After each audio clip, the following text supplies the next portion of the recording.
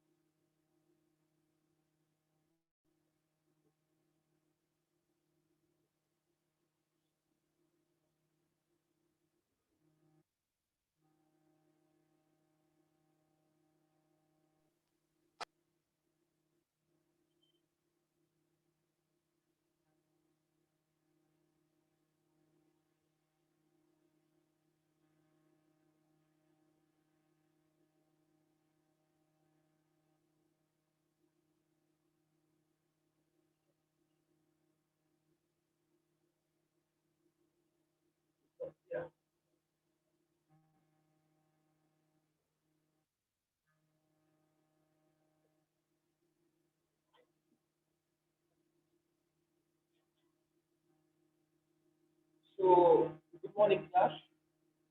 Good morning. Okay, so we'll be taking on the chapter properties of matter. Properties of matter.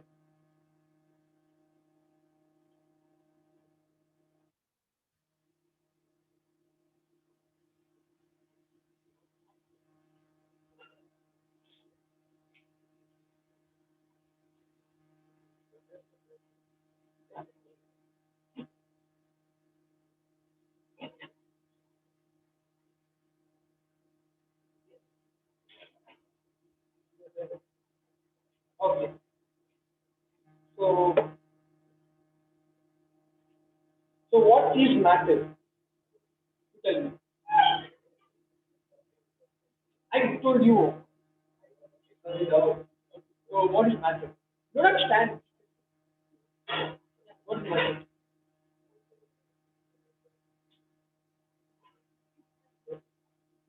Yeah, I can say that. Well, you're not technically wrong. I mean, yeah. So basically, anything that occupies space is matter. Like you said.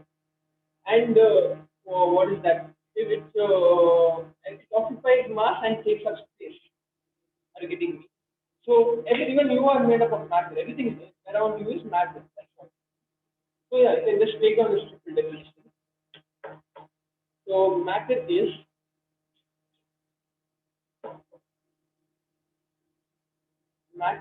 any substance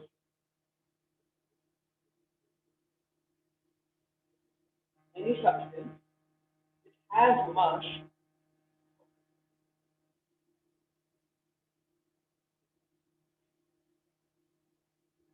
and occupies space.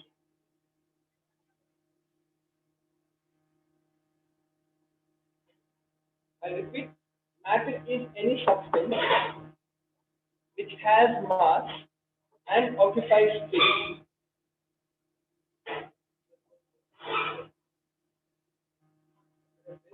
Yeah, that's it. Good one. Just one line. Maybe one line. Okay. So and matter is made up of atoms and molecules. Just try to solve. Matter is made up of atoms and molecules.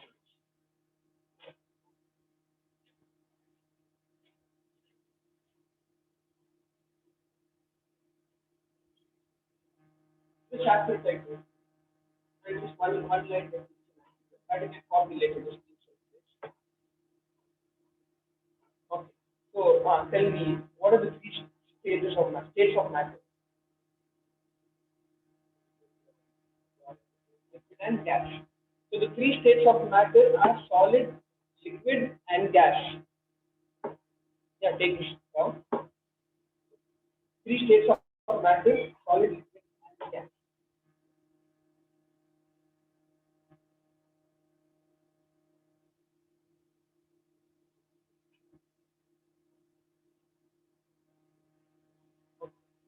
So, what is stress? Not pure mental stress. Okay, on a product, what do you say for something, an item is under stress? When you apply force, for example, blackboard, for pushing it under stress, right? There is tension. So, yeah, any external force applied on an object is the stress on the object, and the maximum force this object can take before it breaks is called ultimate tensile stress. Understood? So now this pen, I can apply, when I apply force, the stress, and before it breaks, the maximum stress it can handle is ultimate tensile stress. Okay? So, yeah, take down the definition of stress. Stress is the force per, the force is the, stress is the force per unit area, the force per unit area within the material that arises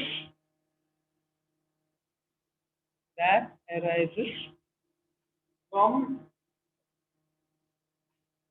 force per unit area within the material that arises from an externally applied force.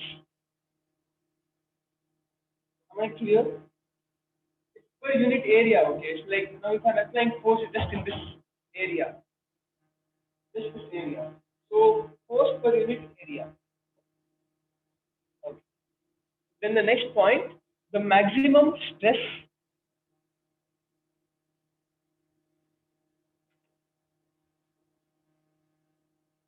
the maximum stress a material can, the maximum stress a material can stand, a material can stand before it breaks, before it breaks is called the ultimate, the ultimate tensile, Tensil,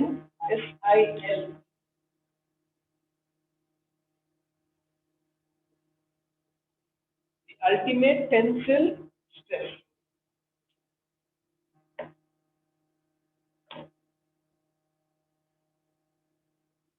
Clear? Okay. So I have this thing. I use this for the exercise. So when I do this, there is strain on the object. Am I clear? That's it. Anything that leads to a change in shape or form is the strain. So yeah, take this down. Strain, strain.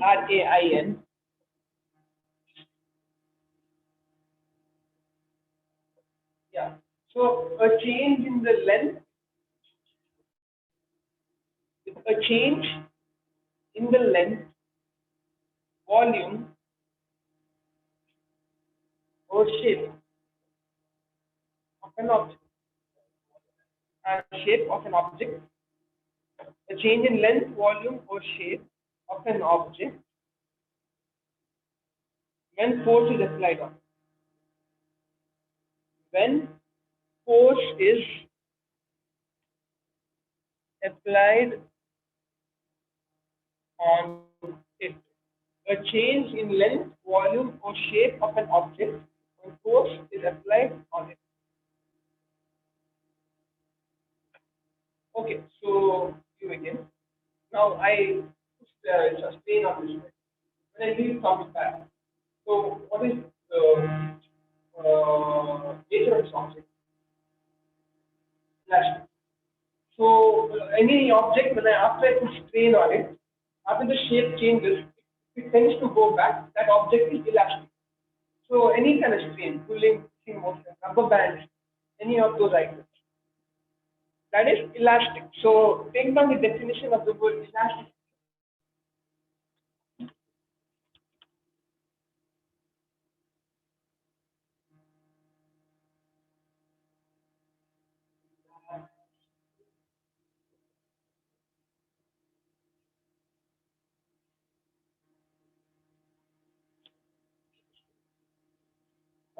Ability of the ability of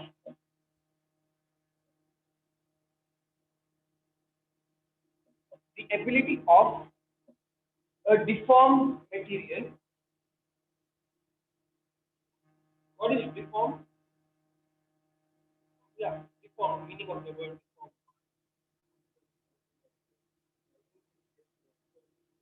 No, no. Deformed is the shape is changed. Now this is the form of the object. Opposite of that, deformed. The shape has changed. So the ability of a deformed material to return to ability of a deformed material to return to its original shape, ability of a deformed material to return to its original shape and size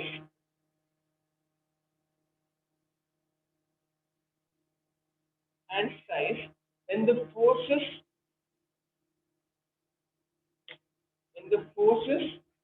causing the deformation when the forces causing the deformation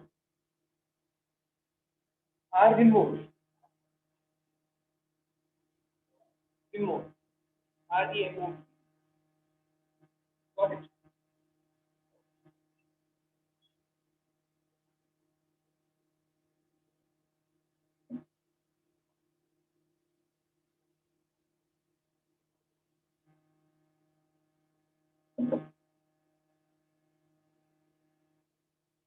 Okay, so next one is Hooke's law.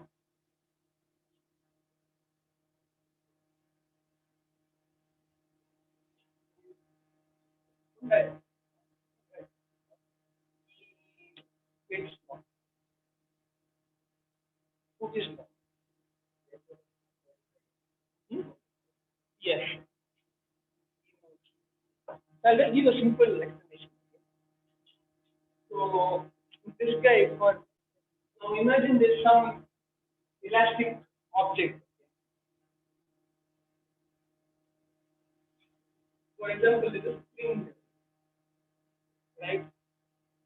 Now, okay, let's say there are three springs. Same, they all are of the same nature and of the same size. So if I imagine for 1 kg over here, this will deform. Just imagine the spring can hold 1 kg. So it will deform and imagine it comes around like this. Okay. Now for this third spring, I'll put 2 kg. So of course the spring will stretch more, right?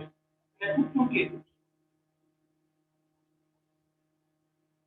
So Brilliant law says that if there is a proportion in the weight added, this the length is also in proportion. Am I getting? So now, for example, this is one, this is two. So 1/2. This will be equal to this, whatever this will be, divided by 5. It will always be that it will be in a proportion. What? Yes, Clear? Okay.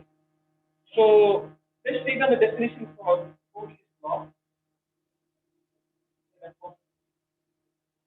Yeah. Cookie's law states that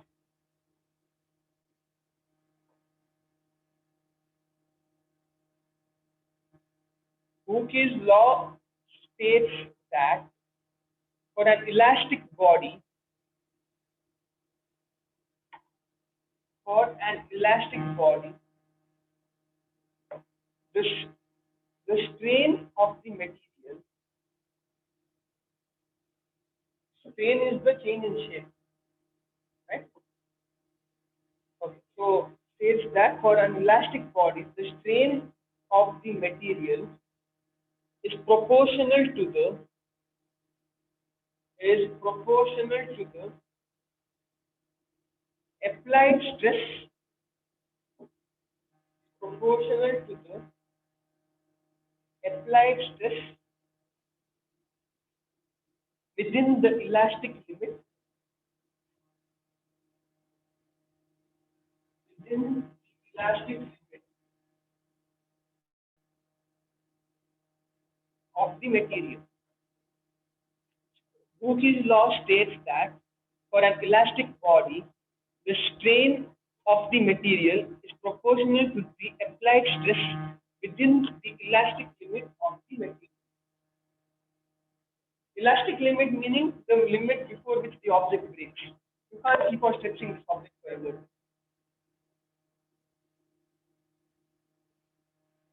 Okay. You guys can just take the diagram down in a simple way. So, just your understanding.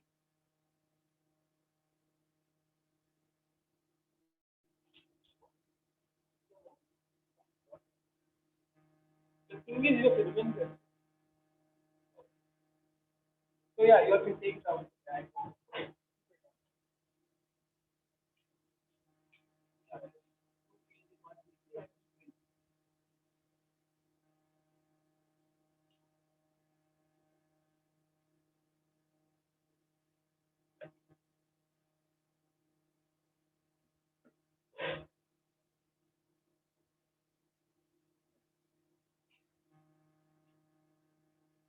Okay.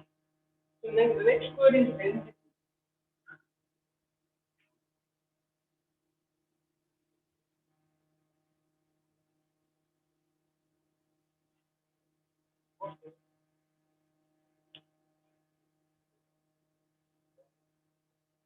So if it's volume, why are you using the word?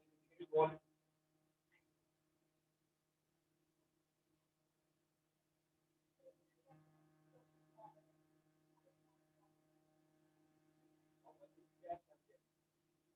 In you are getting there.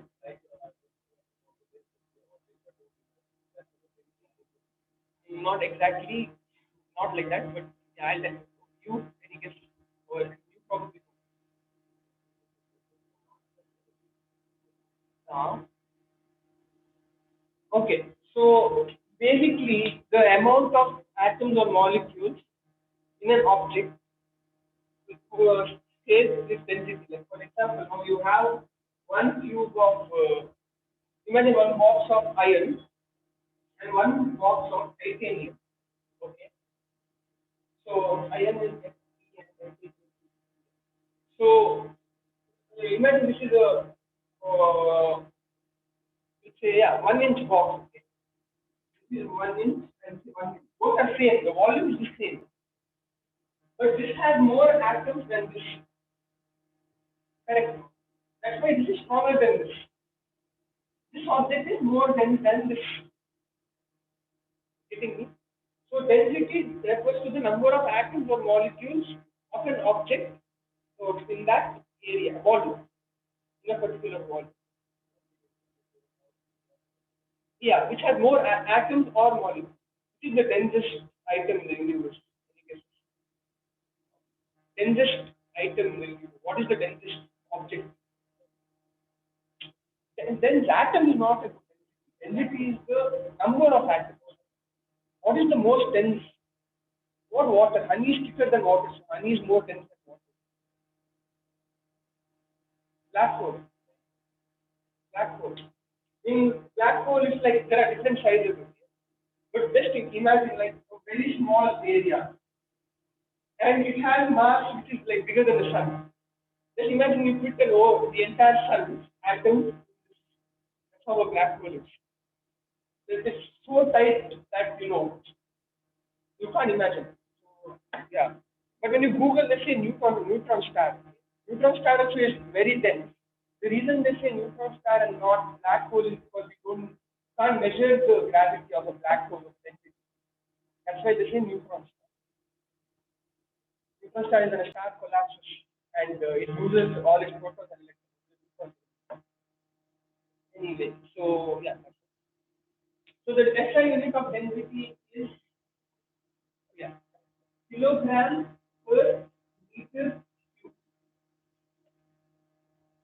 Important. Next. Why meter cube? Volume.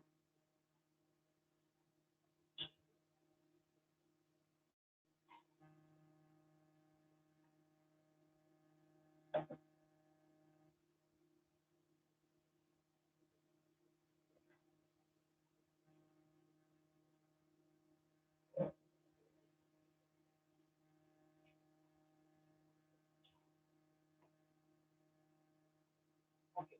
So any guesses what hydrometer is?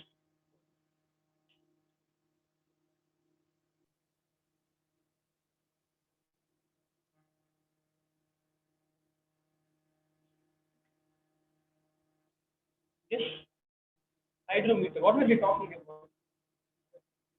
So what is hydrometer? Hmm? We're talking about density. So this is a instrument which measures the density of any liquid generally. Hydrometer. You said water because of hydro. I see. Okay. So let's take this down. Hydrometer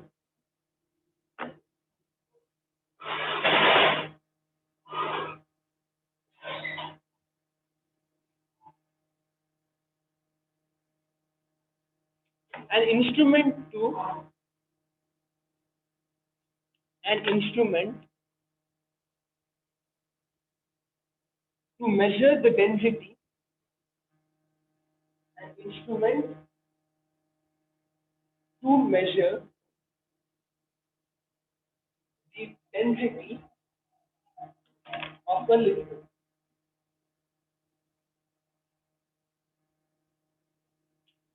An instrument to measure the density of a liquid. So yeah, it's like for day-to-day life, for example, like in some batteries and all, maybe you might not do it, but in the solution for wherever you use for it, to check the battery, the acid level, and whatever chemicals are needed to run the battery in the car, they use this to measure the density and all that. And with the precise calculation, they decide whether to change it or not. Okay. The next word is pressure. Pressure. Pressure.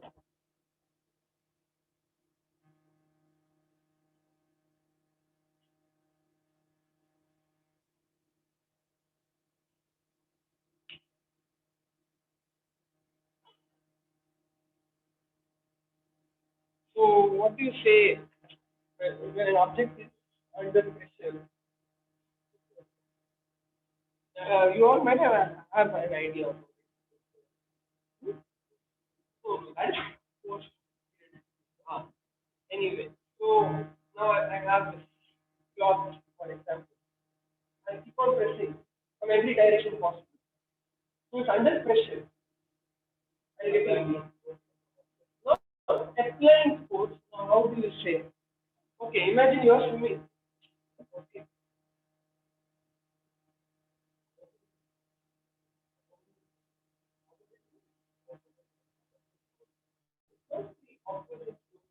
I'll let you see. Now, for example, when you're swimming, how many of you know to swim? To some extent, to go underwater. Okay. Anyway, if you go under water,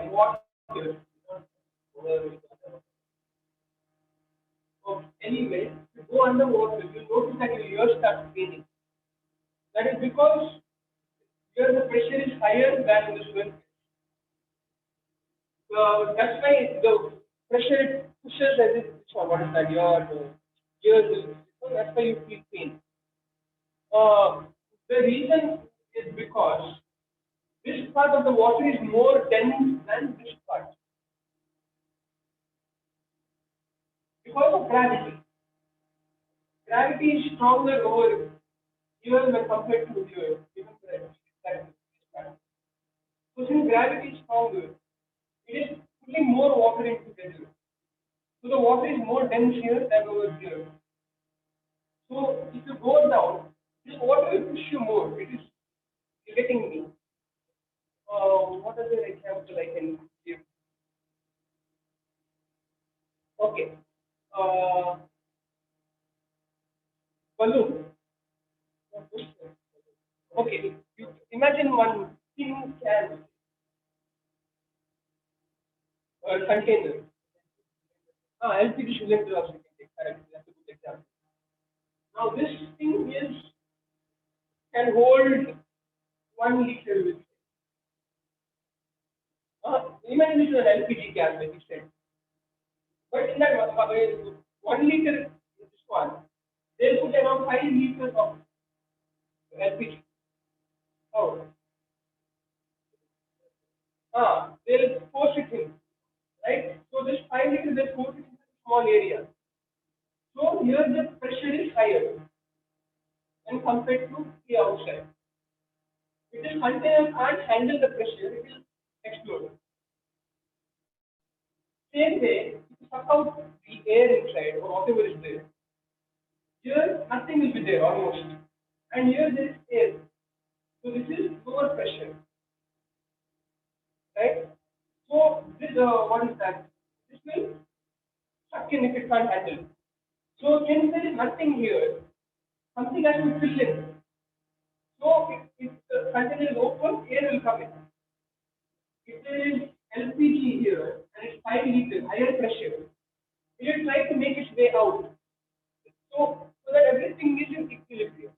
There is, the pressure outside is equal to the pressure inside. So when there is higher pressure, you feel more force getting. Your body is also like a cylinder; it contains water and everything. So when the pressure is higher, and if you are inside, then you will be crushed. The pressure is lower and you're inside, you'll be what is that? You'll explode. Getting me? It's the opposite of how it reacts. You'll explode because there is now imagine there are like some few atoms and the pressure is low. There can't be nothing. You're getting me. It has to fill everything. So this atom will stretch out to fill the empty spaces.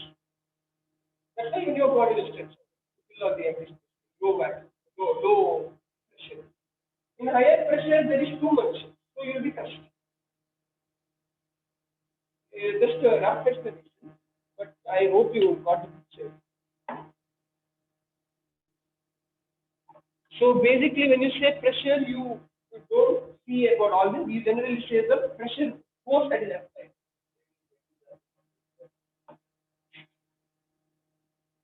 Okay.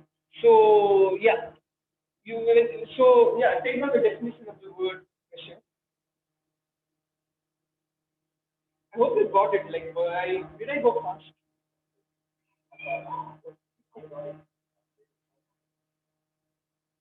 Okay, so pressure is defined as pressure is defined as the physical force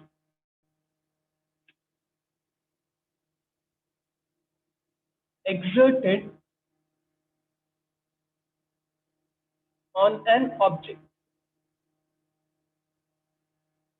Exerted on an object. That's it.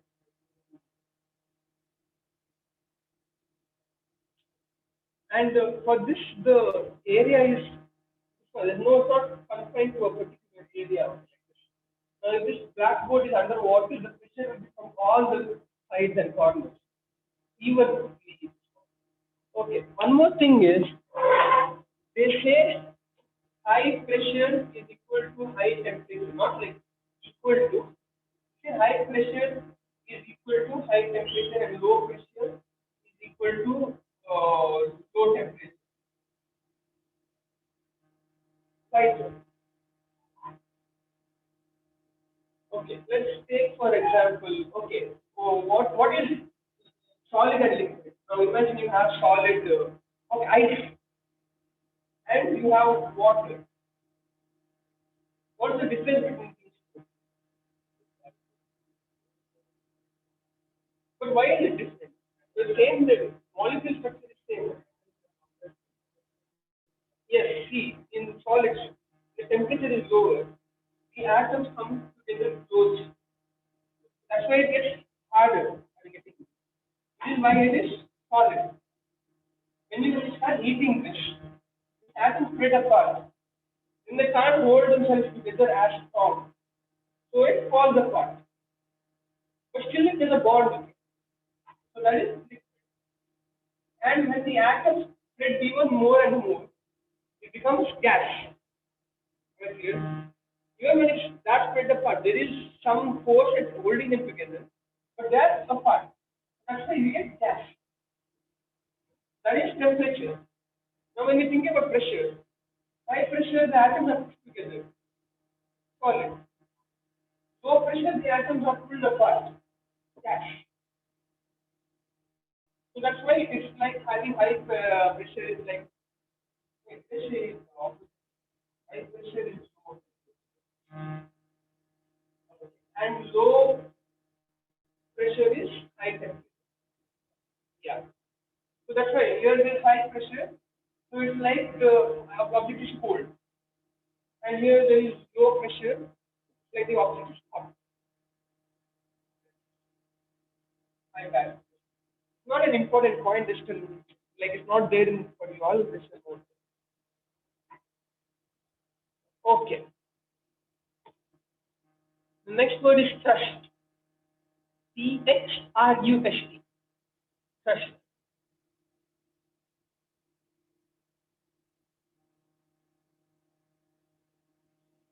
Wait a minute. I forgot about the SI unit of pressure.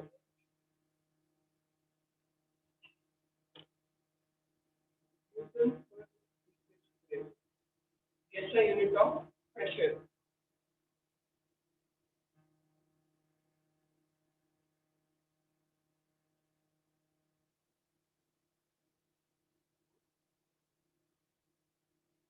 It's also known as Pascal. No, no. This, yeah, basically how you measure the measurement of pressure is known as Pascal.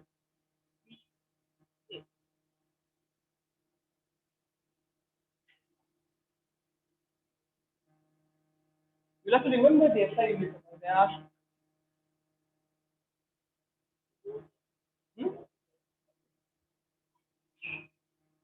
Just make a way to remember, like all the like meter cube when it's volume, meter square is when it's area, and all that is.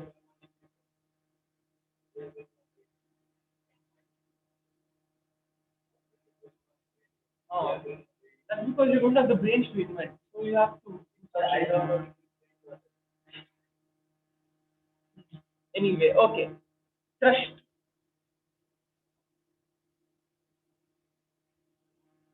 If you want to invent, you can invent. How is it burden? They will be rich. They will be like, yeah. Okay, for studying. That is not for invention. Invention is like now iPhone. How many people study about iPhone? That's an invention. Ah, do something. Don't just tell you can't. Tell me.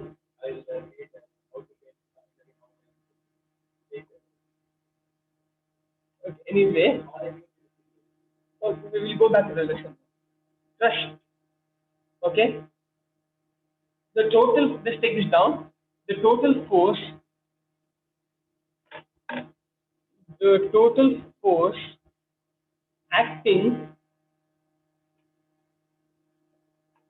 perpendicular PERPENDICULAR. The total force acting perpendicular to the surface. Acting perpendicular to the surface. PERPENDICULAR. Yeah. What is perpendicular? Use. What is perpendicular?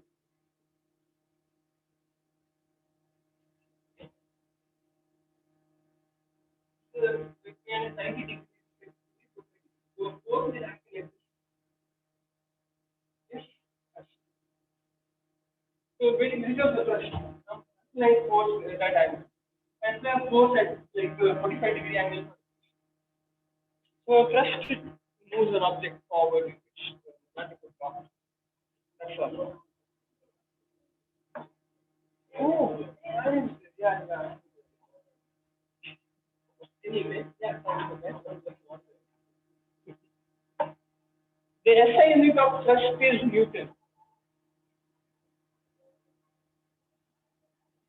Newton, N.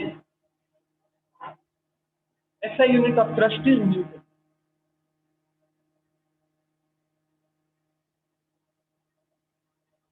Online class, is the fan disturbing you? The sound? No, Elton, no. All right. Let's. The next part is fluid mechanics. Is the next the definition of the next term. Fluid mechanics. Yeah, side hitting.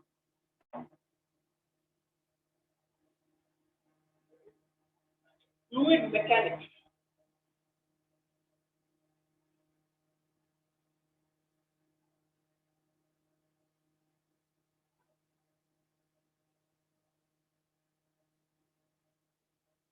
Yeah, any guesses?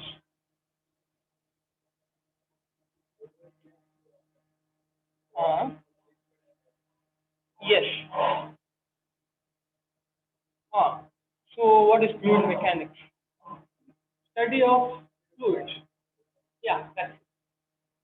So yeah, take this down. Fluid mechanics is the branch of physics.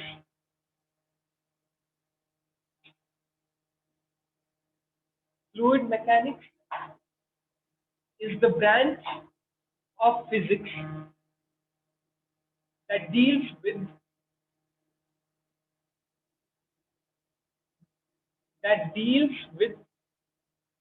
the study of fluids. The study of fluids. The sentence is not over. It is the branch of physics that deals with the study of fluids. Fluids include, if you want, you can write in the bracket, liquids, gases, and plasma. Okay, liquids, gases, and plasmas. In the bracket. Okay. So yeah, I'll repeat again. It is the branch of physics that deals with the study of fluids, which is liquid, gas, and plasma, and and the forces between them. And the forces between them. So the final definition is it is a branch of physics that deals with the study of fluids and the forces between them. Okay, so there are two types of flows. One is called, the first one is laminar flow.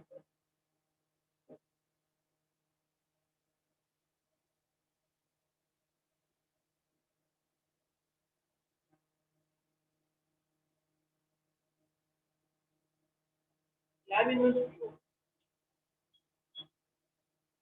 Have you watched any videos on this? There were some videos which were viral on laminar. So basically, they hold a pipe triangle and the water falling. You can't even, you don't even feel like the water is falling. It just looks like one straight line. Only when you hold your hand, when the water spreads, you'll be like, oh, the water is falling. Still, I mean, other than that, you'll just look like one line. Everything. The water is constantly falling. But otherwise, when you hold a pipe, the water goes like this. Here, the water just goes in a straight line. That is laminar. Basically, it is a pipe. The water is just flowing like this evenly. Normally, what happens? There is friction here and here. So this part is goes faster than this part. So the water ends up turning like this, hitting me.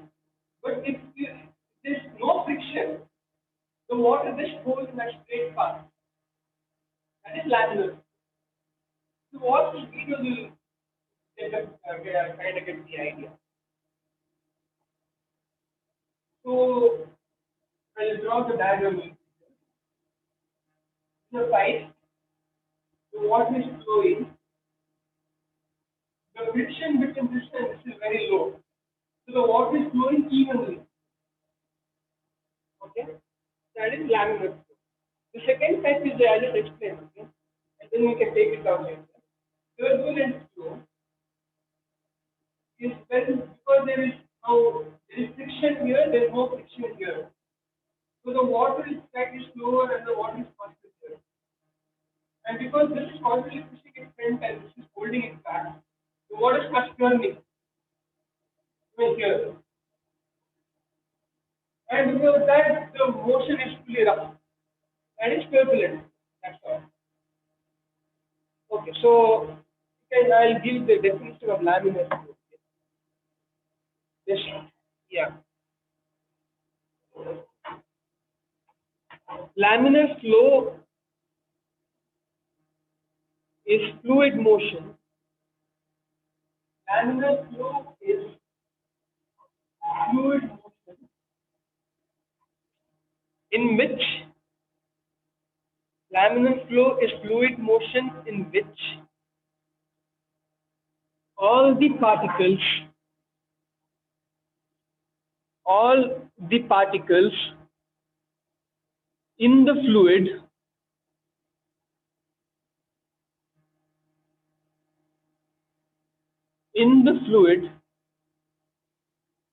are moving in a straight line.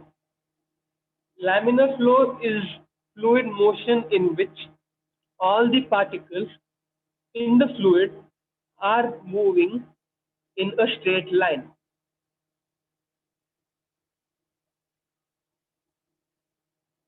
And the next one is turbulent flow. Turbulent.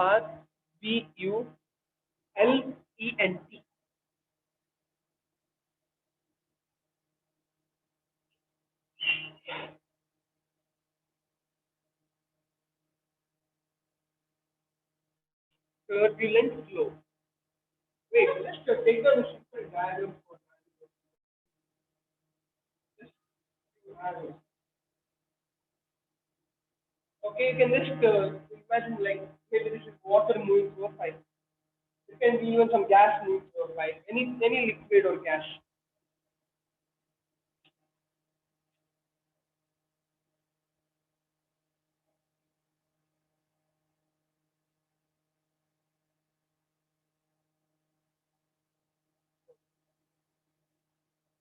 The next one is turbulent.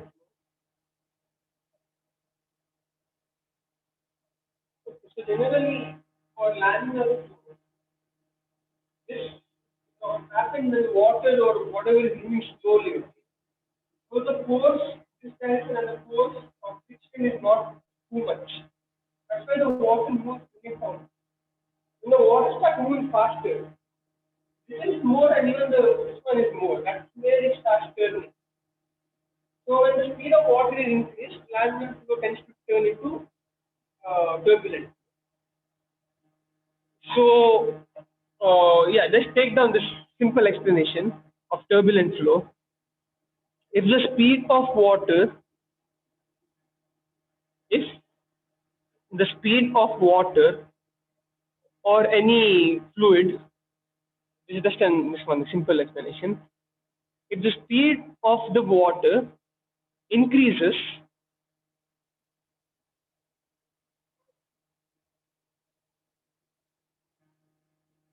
the flow disrupts.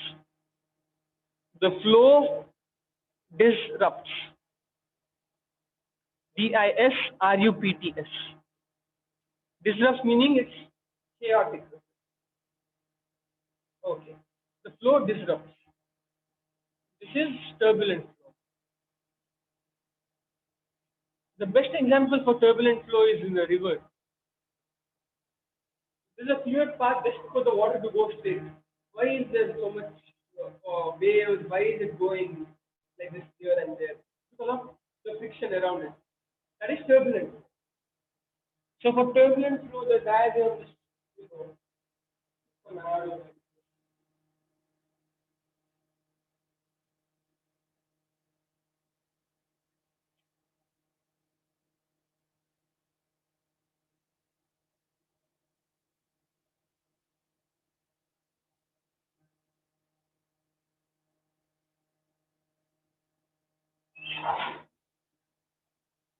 Okay. The next side heading is surface tension. Surface tension.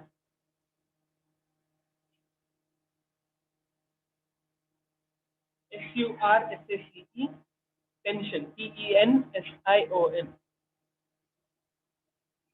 Any idea?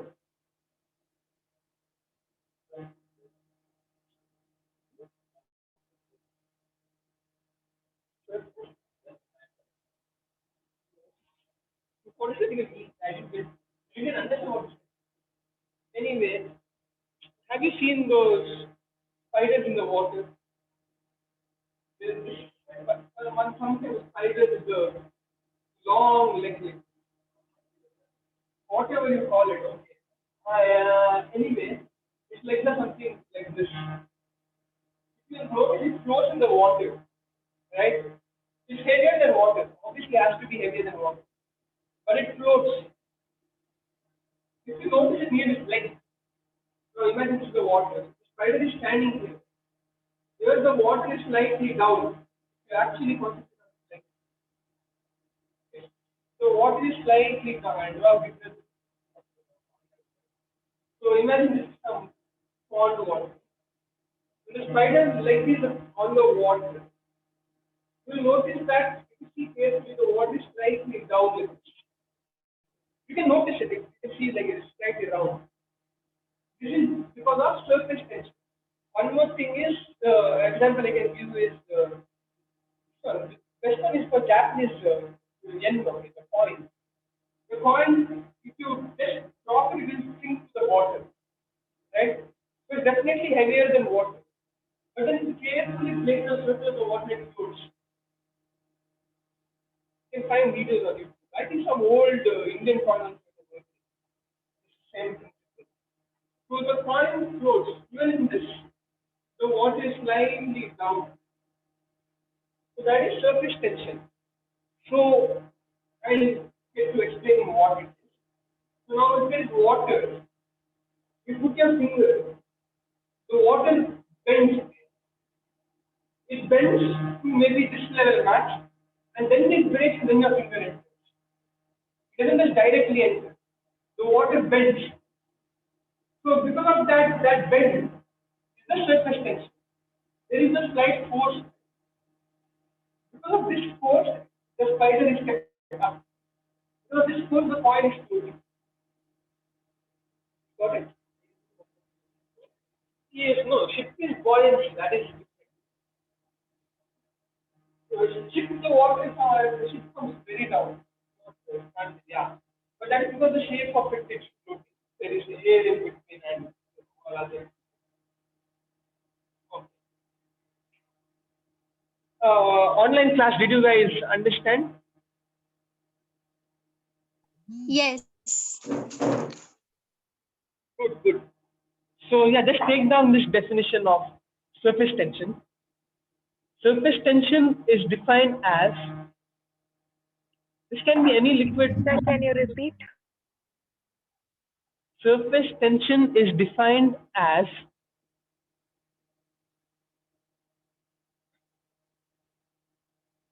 surface tension is defined as the property defined as the property of the surface, the property of the surface of a liquid,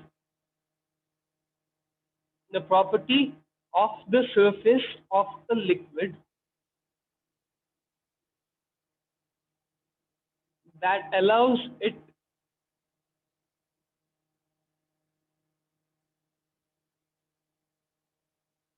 that allows it to resist that allows it to resist an external force. I'll repeat, surface tension is defined as the property of the surface of a liquid that allows it to resist an external force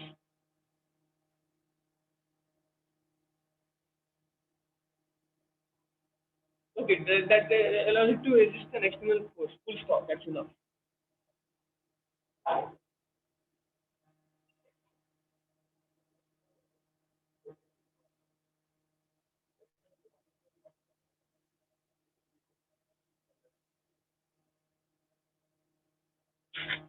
Okay, nothing. The SI unit of surface tension is Newton per meter. Newton per meter.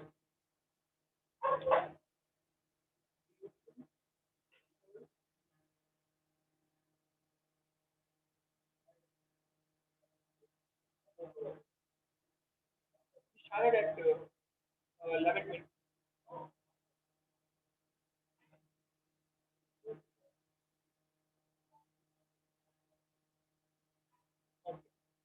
So just for some points to just remember, okay? Do you guys need this? I don't.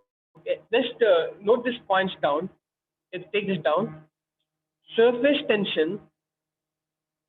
Just put some star or something. Surface tension changes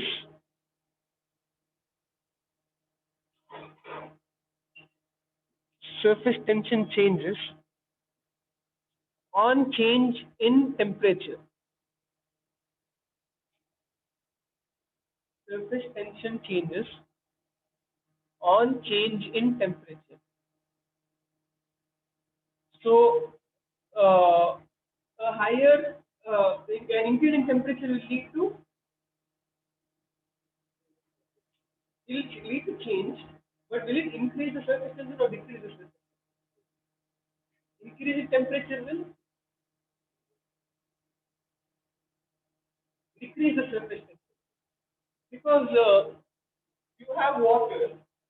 Now imagine it's at 4 degrees. The atoms are together.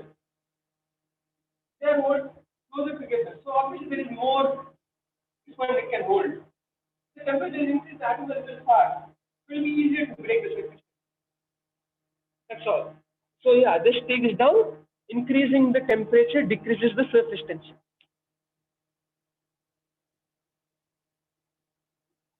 Increasing the temperature decreases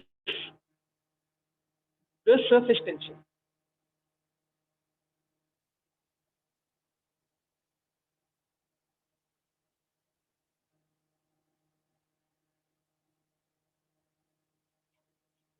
Right? Okay. And the next point, like star under the second point, surface tension also changes. Surface tension also changes on adding impurities. On adding impurities. IMPURITIES. TIES, impurities, meaning foreign substances. So just for an example, if you add detergent to water, the surface tension is completely different. Okay. The chapter is almost over. Okay, two more side headings and then we'll take a break. Okay, so next side heading is angle of contact. Angle of contact.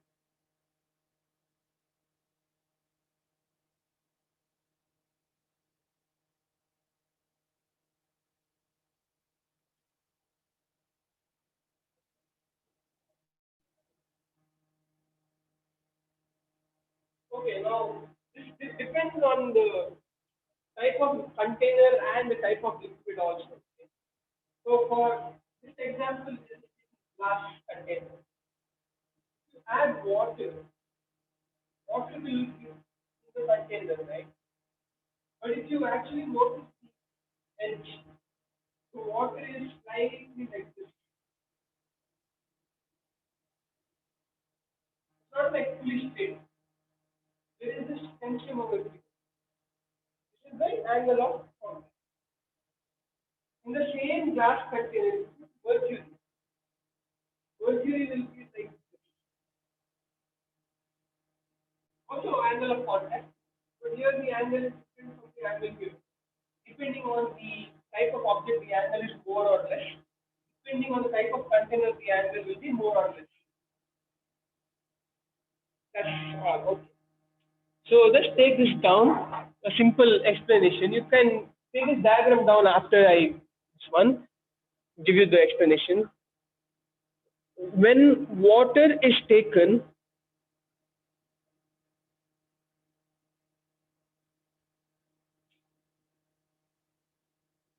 in a glass vessel, in a glass vessel, VESSEL. When water is taken in a glass vessel,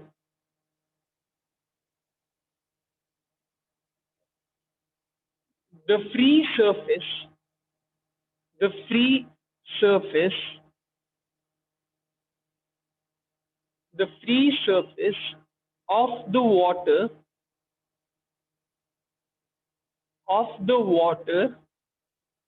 is concaved, is curved concave, my bad. The free surface of the water, what did you all take down? The free surface of the water, uh, just cut that out. I'll read it again. The free surface of the water near the wall, my bad, I'm sorry. The free surface of the water near the wall is curved upward. Just about the word concave. Is curved upward.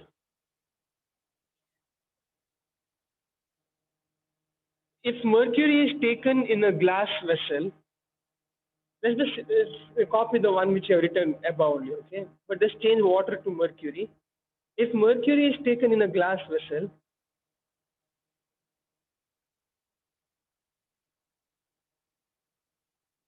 the free surface of mercury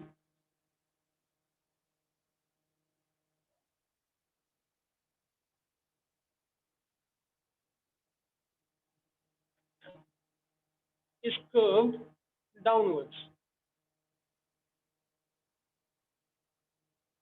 The free surface of mercury near the walls is, this is the above definition, slight change, okay? Is curved downwards.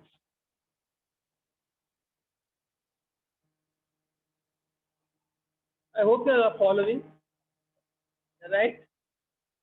So let's take down this definition diagram, okay? This is for mercury. The curve is slightly downward, slight, okay? And here the curve is slightly upward. So this is water, this is mercury, and this is glass. And this is also glass. Here the angle is like this. Here the angle is like this.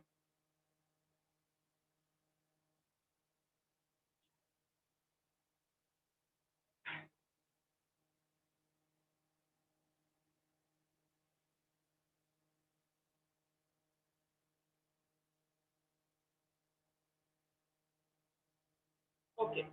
So now the definition of, and I think in another 5 minutes, can you wait? We are taking a break. Okay. So let's take down the definition of angle of contact. Yeah, this was just an example, right? It's just before the explanation, the understanding of the concept. So now the definition: when a liquid is in contact, yeah, take this down. When a liquid is in contact with a solid, when a liquid is in contact with a solid, when a liquid is in contact with a solid, the angle between the solid surface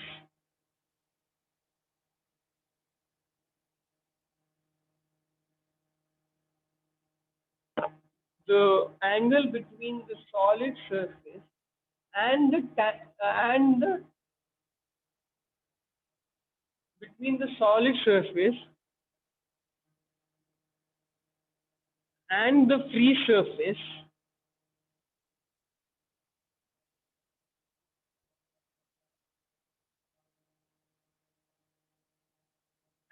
free surface of the liquid of the liquid at the point of contact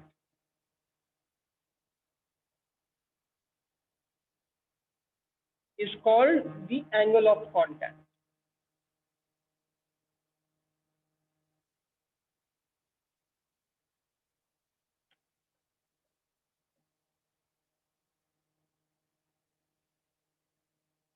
Okay. The next time heading is viscosity.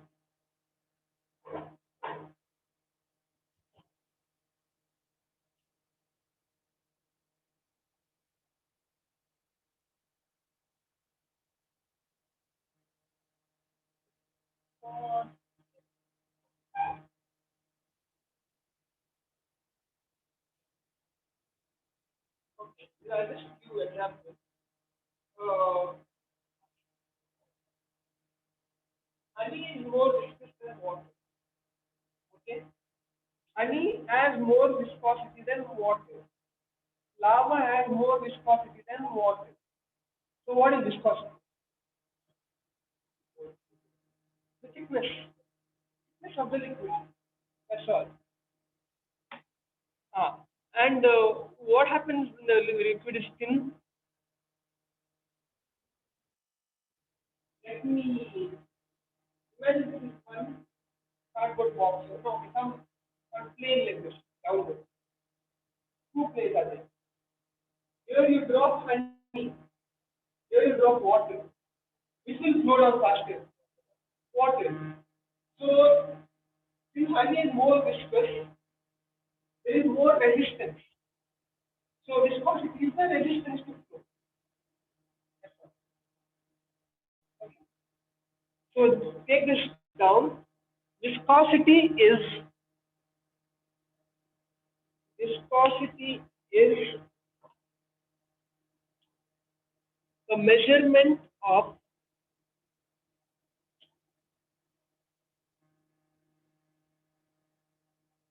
viscosity is a measurement of or measure of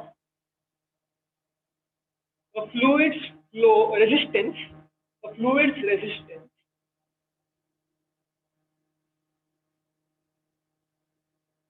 to flow.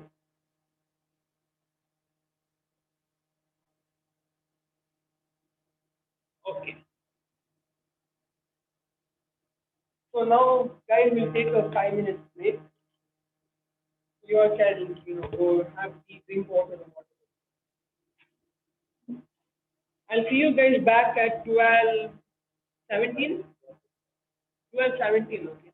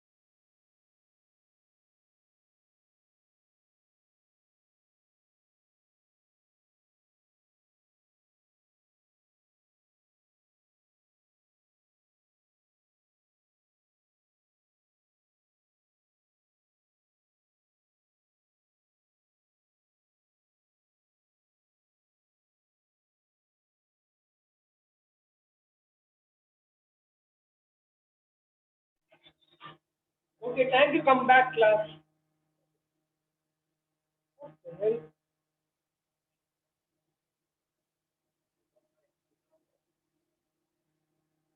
Come on.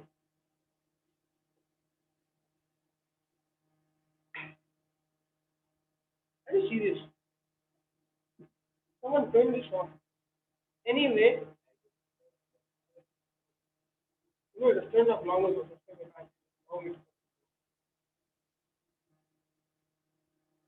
Okay, so guys, can you hear me? Are you all back? Yes. Yes. Yes. So we'll be doing chapter 7 now.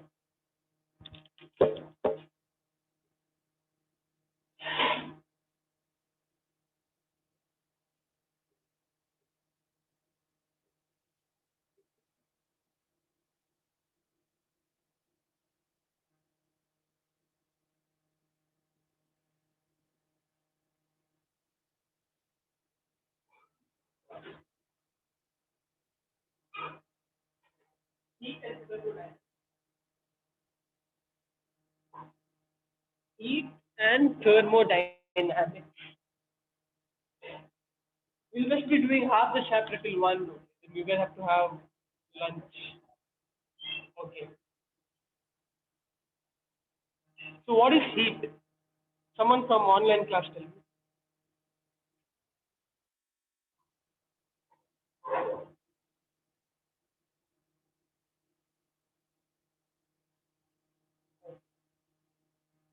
Yes, someone from online class. What is heat? Any idea?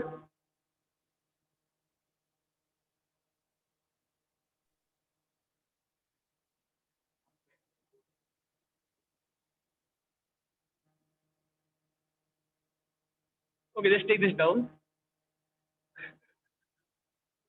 Okay. In thermodynamics,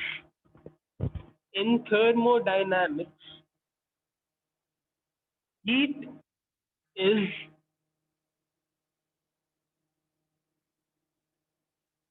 in thermodynamics, heat is the energy which is transferred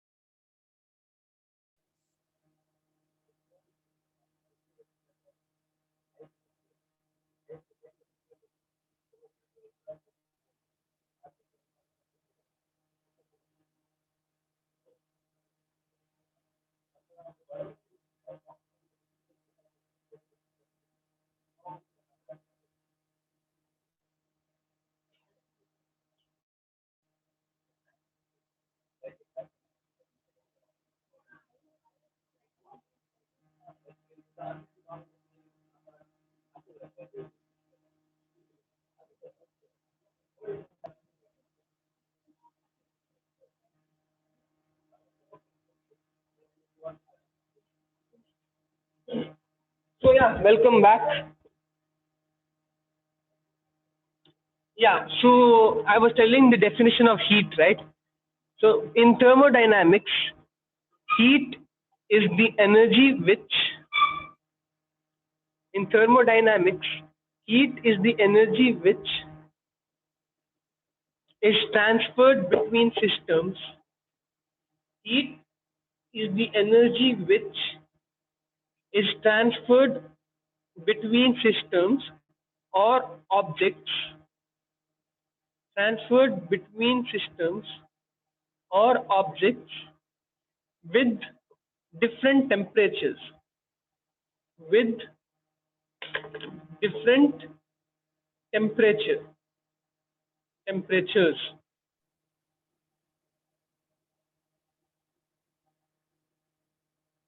Did you get the definition? So basically, it's like what is that? It's a transfer between energy between two objects. So we have ice in water. Woo. Ah, so now we have ice which is colder than water. So ice absorbs, so the heat is transferred. That's all.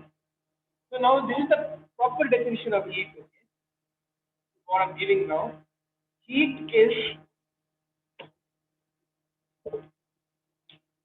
the sum of heat is the sum of the kinetic energy. Is heat is the sum of the kinetic energy of atoms or molecules. Heat is the sum of the kinetic energy of atoms or molecules. The previous definition was there in the material, that's why I just gave it to you. Okay. I know that one is a little stupid, but yeah, this one is nicer. The SI unit of heat is joule. The SI unit of heat is joule.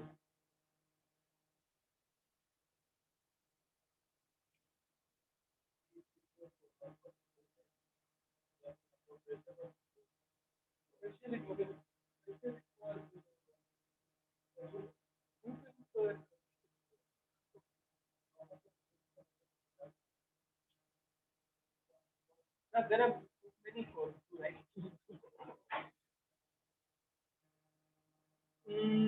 Wait, work was joule. That you when you go through your. Okay, so temperature. The next term is temperature. I'm not a fan of all these, remember. You know this anyway, yeah. So, okay, Mukamba, what is temperature?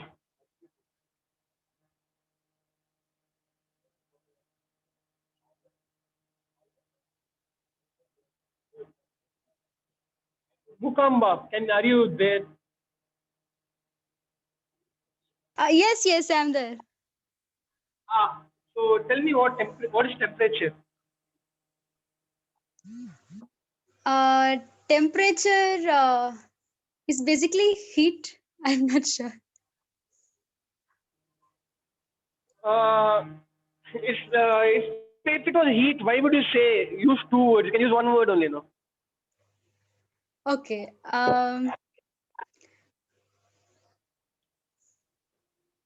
Okay, basically just way to express heat is temperature. You're getting me? Just a measure of heat. Of, are you Yes, getting yes, me? yes, Like yes, yes. it's just a way to measure heat. Okay. So yeah, guys, take down the definition. It is a quantity that temperature is a quantity that temperature is a quantity expresses the that expresses the degree of hotness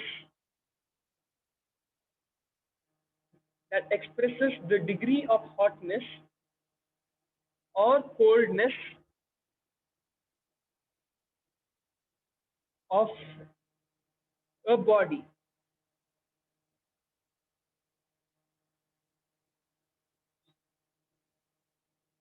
Okay. Then there are various types of scales, okay, to measure the temperature. We generally use Celsius. Yeah, then there's Fahrenheit, Kelvin, then there's Reamer scale, and then is Rankine. There are five. Yeah, mostly we use Celsius, and the ones with the what is the metric system use Fahrenheit. In science they use Kelvin generally, and this Reamer and Rankine I have no idea what it is. What is this? The Reamer and Rankine.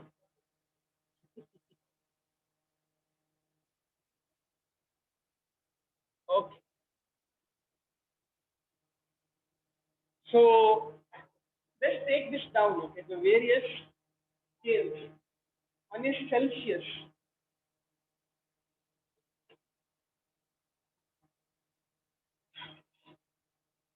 Okay, the first one is Celsius.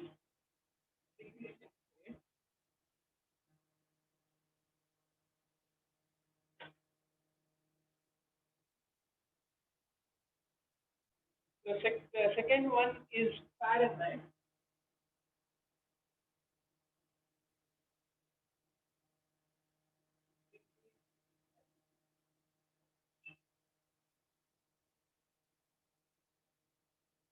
Third one is K.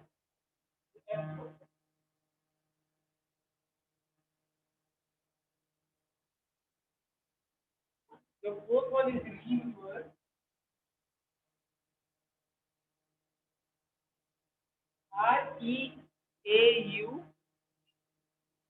Reaumur.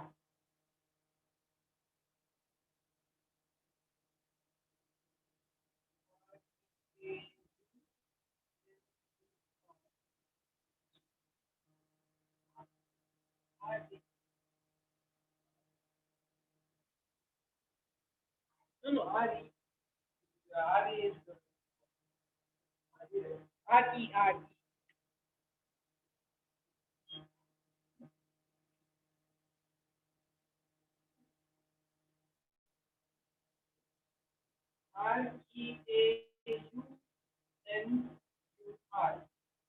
And the last one is Rankine. Ranki.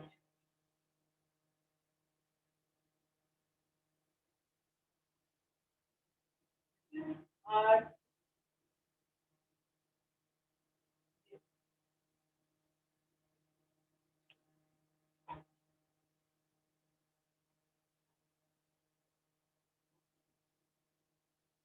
Okay.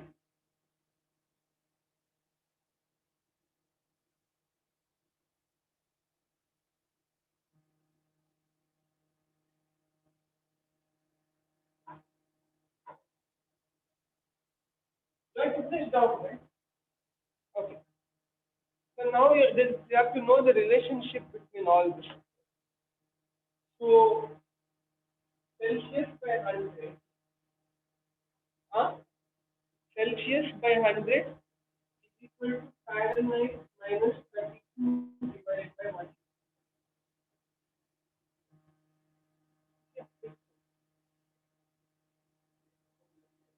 Celsius by 100 is equal to Fahrenheit minus 32 divided by 180.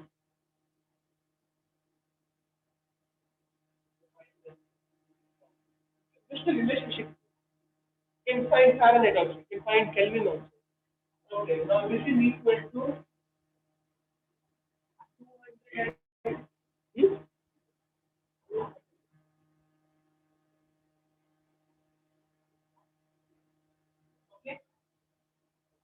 equal to Rankine is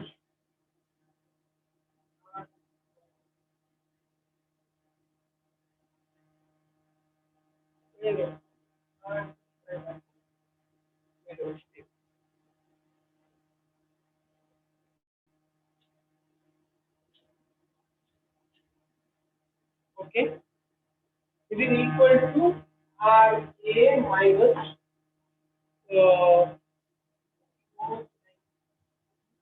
divided by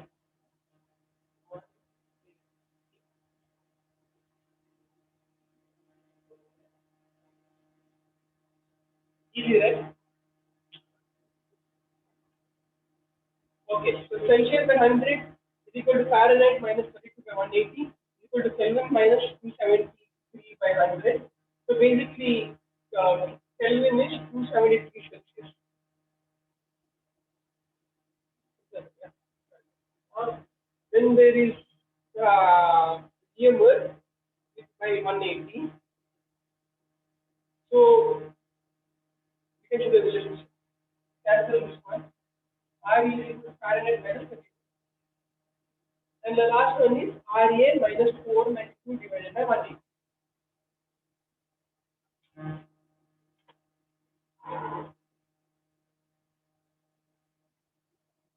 Okay. So just note this also down, okay? A is equal to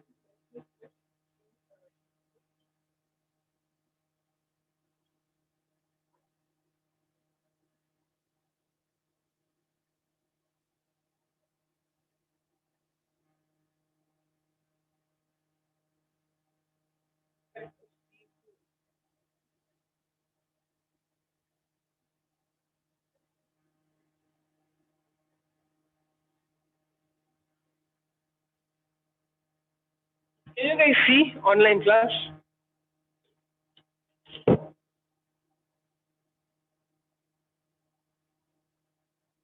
Okay. So RA is C into 1.8 plus 32 plus 495.67. From the previous formula, you can actually get the values like relationship.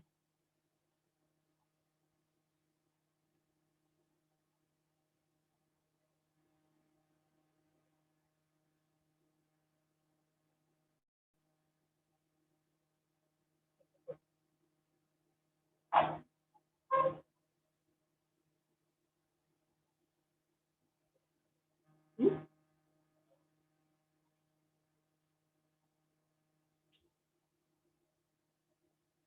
Don't worry, the boring part is over. No, no, the boring part is over. Class is still there. So, okay. Thermodynamics. Sorry, what am I? Thermometer. Okay.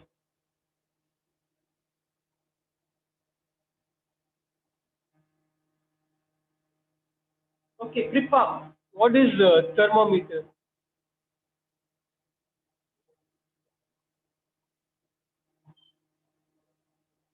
Are you there, Kripa?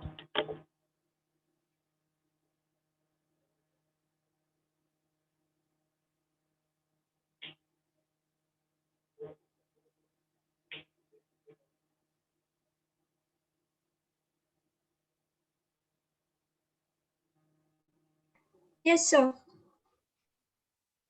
That was a late response. Were you sleeping? No, No, no, I'm sir. just joking. Okay, so oh, what is thermometer? It is an instrument It's an instrument of? for measuring temperature. Okay, good. I just called your name. Instrument for measuring temperature. Yeah, yeah, good. So, yeah, just take this down. No, nothing happened. I just saw the name. Okay. So, thermometer is a device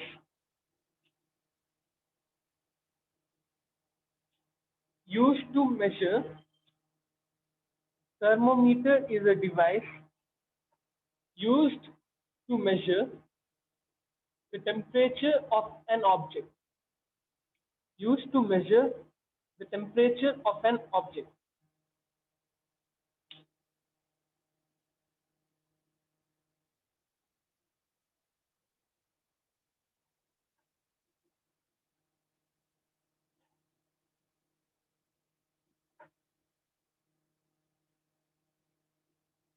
Okay. Next is diabetic and adiabatic wall.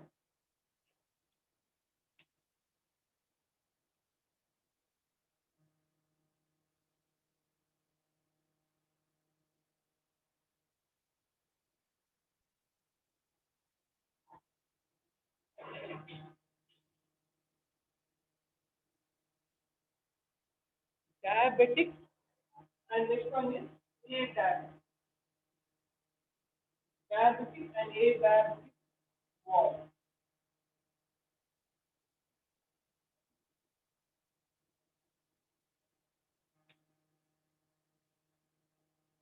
Okay. So what is diabetic? What is diabetic? I thought you would just say some diabetes or something. You always say something ulta only, no? Okay. So basically, diabetic wall is a wall that allows heat to pass through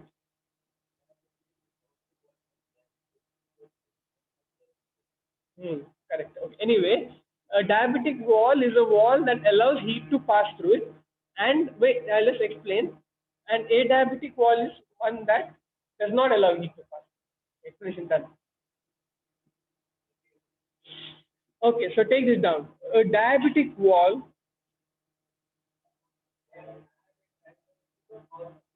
a diabetic wall, not a diabetic. That is a diabetic, not a diabetic. A diabetic. This is a diabetic wall. Okay, for the word diabetic, the definition of the word diabetic.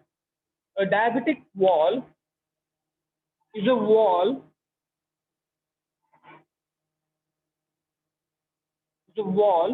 that allows heat to pass through it.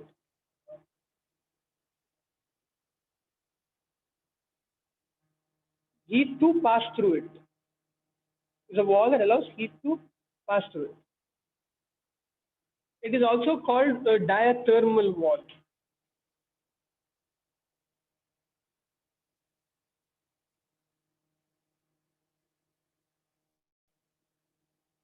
Diathermal.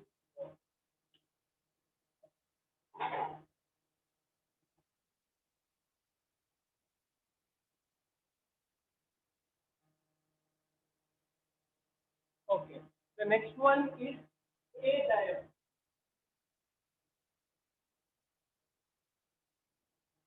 Right? An adiabatic wall, that's the opposite of that. Just write it down. An adiabatic wall is a wall that does not allow heat to pass through.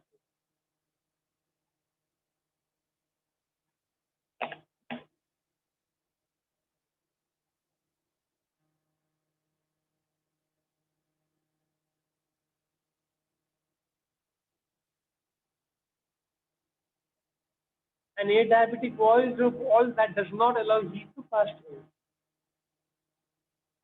So basically, the diabetic walls are ones which are made up by using conductors, which they help in, and one diabetes are made by materials which do not conduct heat and electricity. That's all. The next term is thermal expansion. Thermal.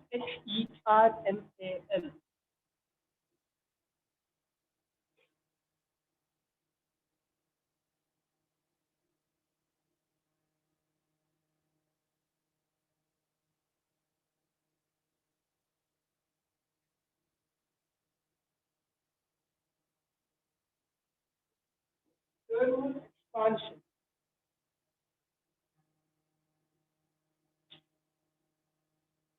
Yeah. Look.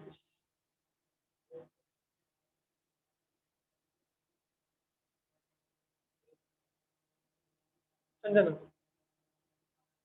Got a name right? Right? Oh, what is it? expansion of heat, expansion of an object gas. You're there. Okay. So just take this down. Thermal expansion is. I asked him 3, 4 times. Because I don't forget anyone. I asked him. He doesn't want me to ask him. Anyway, thermal expansion is the tendency of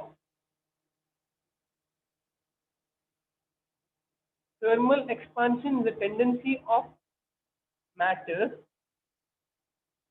Thermal expansion is the tendency of matter to change shape,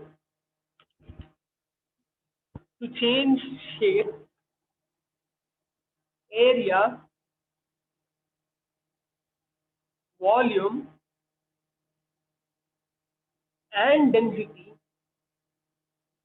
I'll repeat, thermal expansion is the tendency of matter to change its shape, area, volume, and density in response to change in temperature. In response to a change in temperature. In response to a change in temperature. Yes. So basically, you have water. You need this water. Sorry, we'll take ice. Okay. So the definition says change in shape. Ices are melting. Shape will change and you start eating ice. The next one is area. It starts expanding. Water actually has a different property. But it assumes that property is not there. It assumes like it's every other object. So it expands, right? When you introduce heat. The volume also changes. And density. Ice is more dense. When it melts, the density decreases. Water. That's what the definition is. Next one is calorie. And heating. CAL.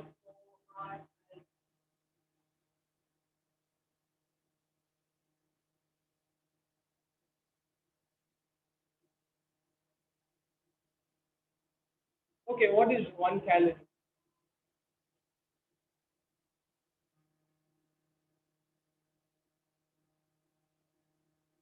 You all know you guys eat calories.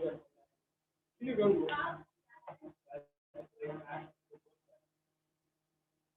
Actually, calories is the energy.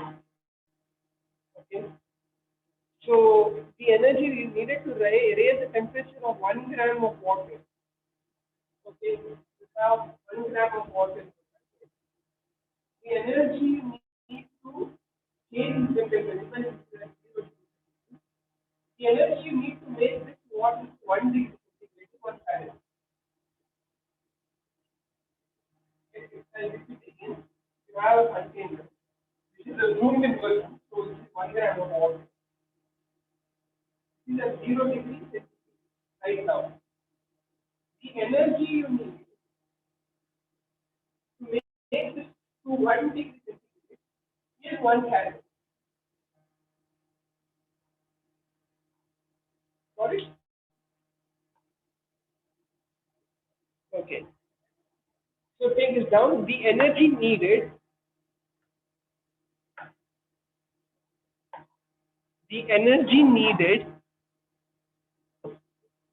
to raise the temperature, the energy needed to raise the temperature of 1 gram of water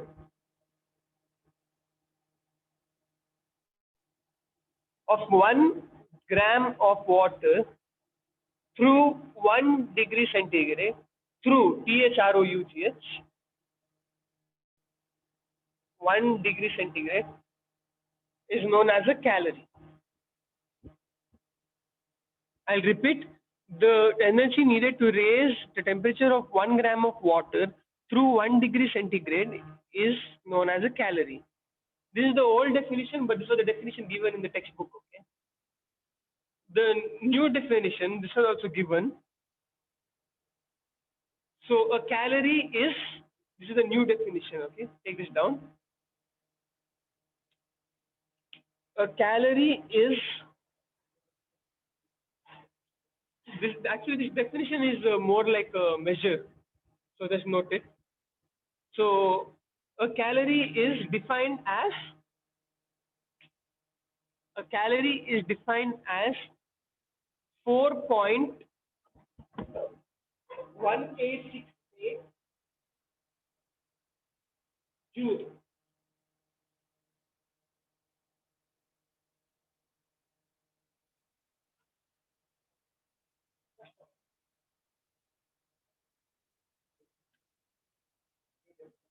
This is the noun that they just say, like instead of saying 1 or 1 gram of water, most people they just say, yeah, modern definition you can say. Because for that, to eat that 1 gram of water, there are a lot of other factors to remember. There is, what to say, pressure makes a difference. The container you're using makes a difference. The way you're heating it makes a difference. There's a lot of factors. So, okay. The next term is side heading mechanical, mechanical equivalent, mechanical equivalent,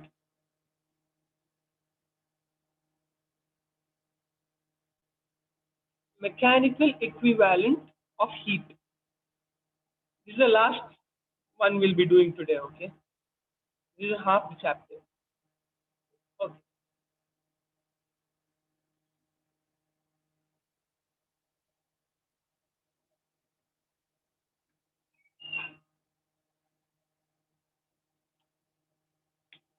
Okay. So this says that motion and heat are related and can be interchanged. You can convert heat to motion, you can convert motion to heat. Getting me? They don't think about how it's physically possible. Example, an object is moving, we stop it to move, we start heating. What is the example can I give? There's no proper example. So yeah, just take this down. So mechanical equivalent of heat says that it says that motion and heat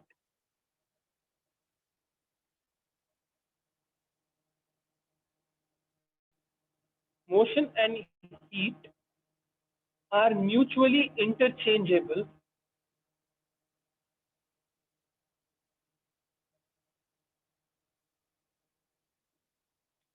are mutually interchangeable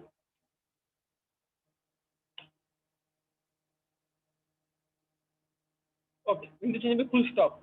Let's put full stop.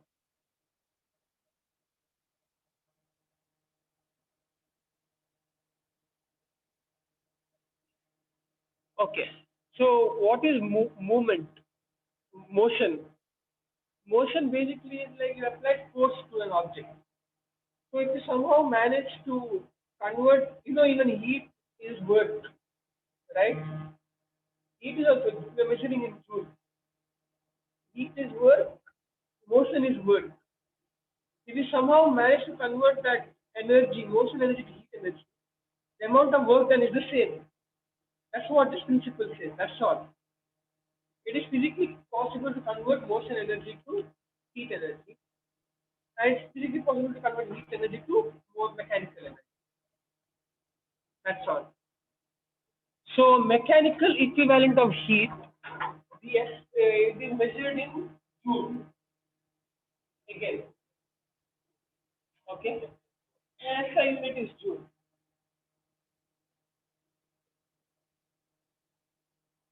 So mechanical equivalent of joule is equal to, okay, I'll write this down. amount of work which is W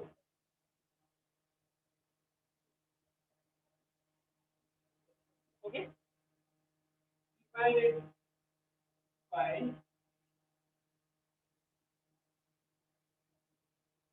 unit of Q. I hope you guys can see the ink has run out. I'll just tell it again. Mechanical equivalence of heat, which is Joule, is equal to amount of work, which is W, divided by units of heat, which is Q. Q, the letter Q for clean.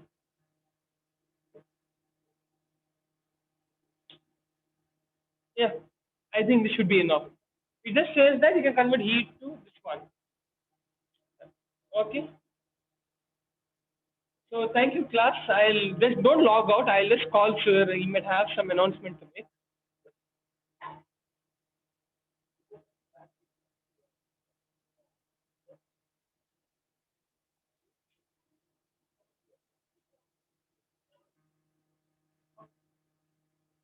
Okay, guys. You have class at 2. Okay then. See you. Bye bye. I hope you guys enjoyed. Bye. Thank you.